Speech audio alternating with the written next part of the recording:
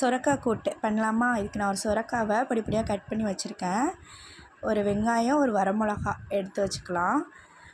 ஒரு குக்கரில் ஆயில் சேர்த்து கடுகு, உளுந்தம் பருப்பு, கட் பண்ண வெங்காயம், வரமிளகா சேர்த்து ஒரு கைப்பிடி பாசிப்பருப்பை வாஷ் பண்ணி அதையும் அதில் சேர்த்து 2 கிண்டு கிண்டி கட் பண்ண சொரக்காவையும் சேர்த்து கொஞ்சோண்டு உப்பு, கொஞ்சம் மஞ்சள்தூள் சேர்த்து குக்கரை மூடி தேவையான அளவு தண்ணி ஊற்றிக்கலாம். தண்ணி ஊற்றி குக்கரை மூடி ஒரு 4 விசில் விட்டு எடுத்துக்கலாம். விசில்லாம் ரிலீஸ் ஆனதும் நம்ம குக்கரை ஓப்பன் பண்ணி தண்ணி வற்றினதும் கொஞ்சமாக ஒரு 1/4 மூடி தேங்காவை திருவி சேர்த்து நம்ம தோசை கூட சாப்பாடு கூடலாம் சாப்பிட்லாம்.